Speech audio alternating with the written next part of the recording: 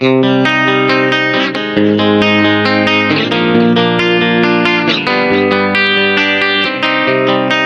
fillah yang berbahagia, segenap pemirsa setia Alvin TV yang tercinta di mana saja Anda berada. Aku doakan, semoga para sahabat senantiasa dalam lindungan Allah Subhanahu wa Ta'ala. Amin amin ya robbal alamin. Kiai Abdul Hamid atau Mbah Hamid Pasuruan tetap dikenang hingga kini di tengah masyarakat. Pendiri dan pengasuh pesantren Salafiyah ini bukan nama yang asing. Banyak orang yang mengenal Kiai Hamid dari segi kewaliannya, kezuhudannya, kewaraannya, kekaromahannya, dan lain sebagainya. Akan tetapi, semua itu tak luput dari dua sifat yang khas dari beliau, yaitu kesabaran dan ketawaduan, yang memang menjadi sifat keseharian Kiai kelahiran Lasem tersebut. Kisah Mbah Hamid membina dan membangun pesantren padahal sudah wafat. Kalau membaca judul di atas, kayaknya yang bisa mengalaminya pasti hanya orang tertentu dan mempunyai keistimewaan tersendiri. Ya, bisa dipastikan orang tersebut adalah hamba Allah yang mendapatkan nilai lebih darinya. Mungkin Anda sekalian pernah mendengar cerita tentang Kiai Abdul Hamid Pasuruan. Kiai yang memiliki akhlak sangat mulia dan sopan dalam bermasyarakat ini. Mulai beliau hidup hingga wafat sekalipun terus menjadi panutan dan figur bagi penduduk tanah Jawa, khususnya masyarakat Pasuruan.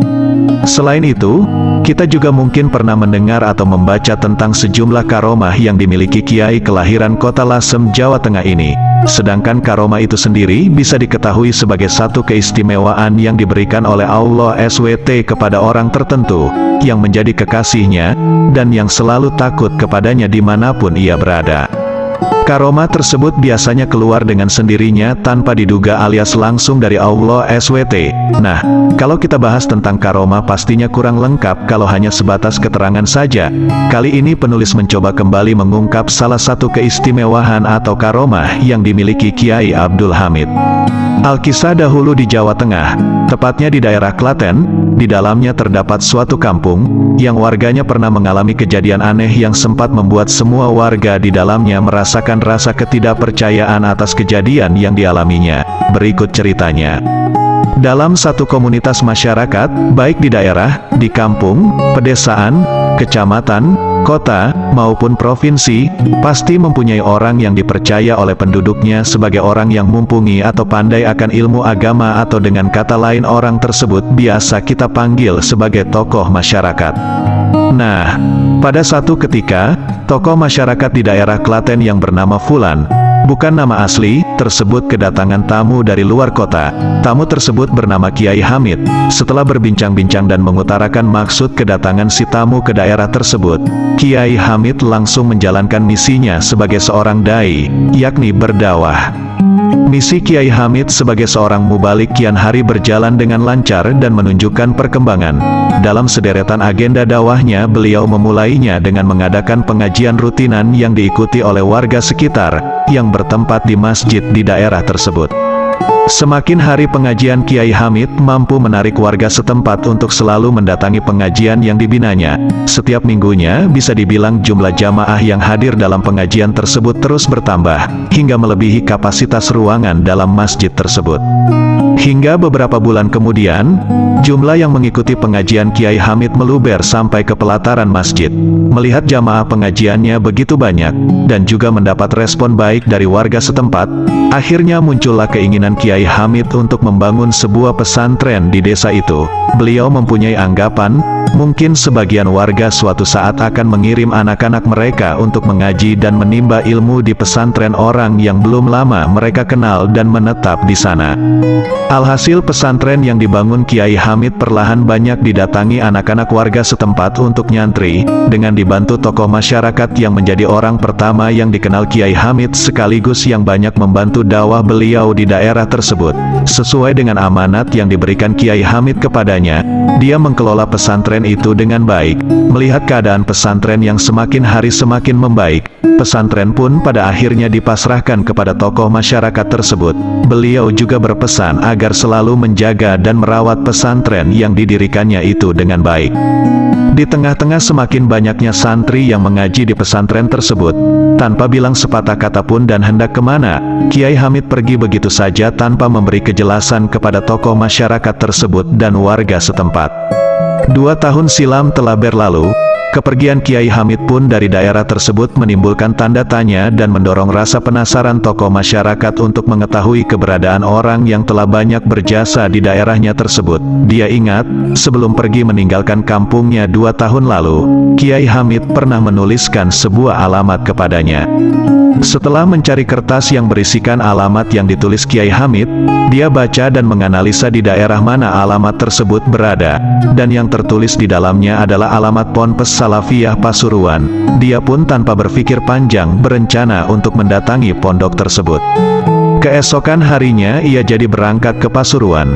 Setelah sampai di Pasuruan, ia pun kesana kemari dan muter-muter mencari alamat yang ada di sobekan kertas itu, hingga pada akhirnya alamat yang dimaksud ketemu. Sesampainya di dalam pondok, dia menanyakan ke salah satu santri tentang Kiai Hamid. Santri yang ditanya pun sempat kaget dan heran. Namun, kebetulan dia tahu bahwa salah satu kiainya itu adalah seorang wali besar.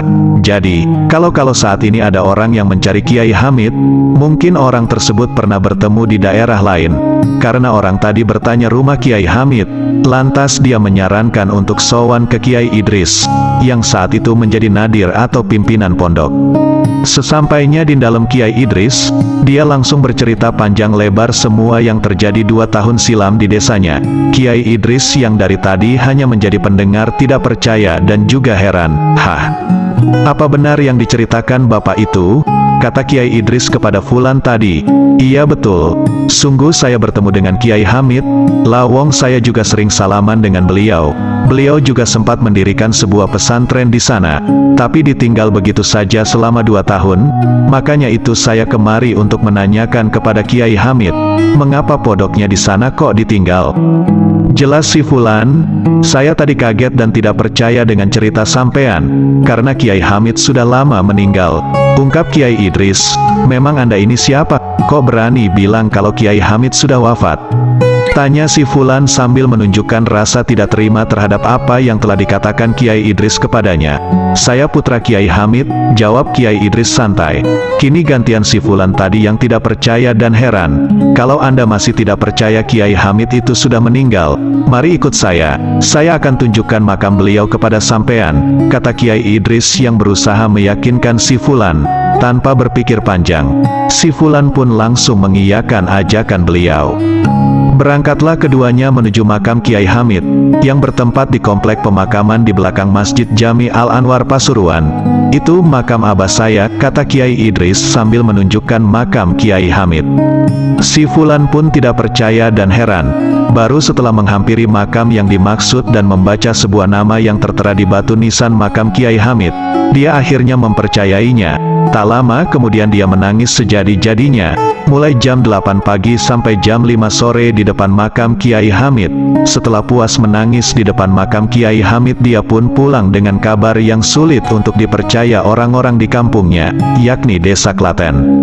Sesampainya di kampung halamannya, keesokan harinya dia mengumpulkan warga yang dulu sering mengikuti pengajian Kiai Hamid untuk menyampaikan kabar yang dia bawa dari Pasuruan. Warga pun datang berbondong-bondong datang ke masjid untuk mendengarkan kabar keberadaan Kiai Hamid yang telah menjadi tauladan bagi mereka. Setelah semuanya berkumpul, ia pun menjelaskan kenyataan yang dialaminya di Pasuruan.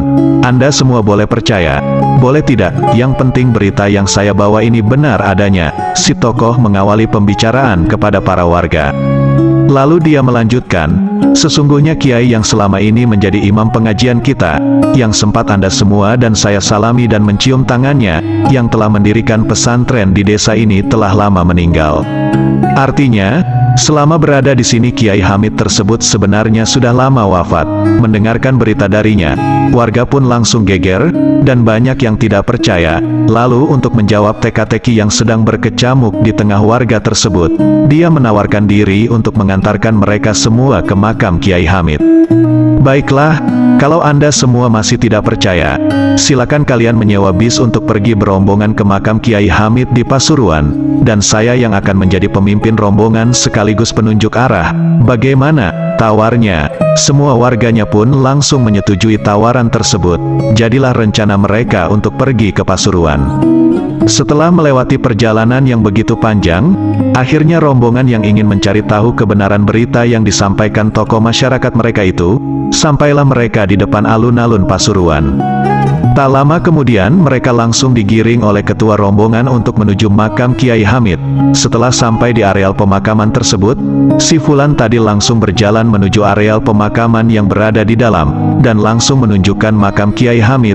Itulah makam Kiai Hamid, katanya sambil menyuruh warganya melihat lebih dekat lagi dan membaca nama yang tertera pada batu nisan tersebut. Seketika itu semua rombongan yang diikuti seluruh warga kampung di Klaten itu menangis sejadi-jadinya. Tangis mereka menandakan rasa sedih yang begitu mendalam, sekaligus merasa heran karena sang kiai yang selama ini memimpin pengajian mereka, yang sering mereka cium tangannya, ternyata sudah wafat beberapa tahun lalu. Subhanallah, kejadian di atas, kalau kita pikirkan dengan logika pasti tidak akan sampai. Tapi, yang mengalami adalah seorang wali yakni kekasih Allah.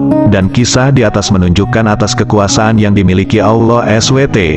Kita harus percaya semua itu. Karena yang mengalami adalah seorang wali, orang yang taat dan selalu dekat dengan Allah. Jadi, kalau dia bisa terbang atau bisa mengalami hal di atas, itu semua keistimewaan yang diperolehnya atas ketaatannya kepada Allah. Sekian kisah ini, semoga membawa keberkahan buat kita semua. Sampai jumpa lagi pada kisah berikutnya dan terima kasih.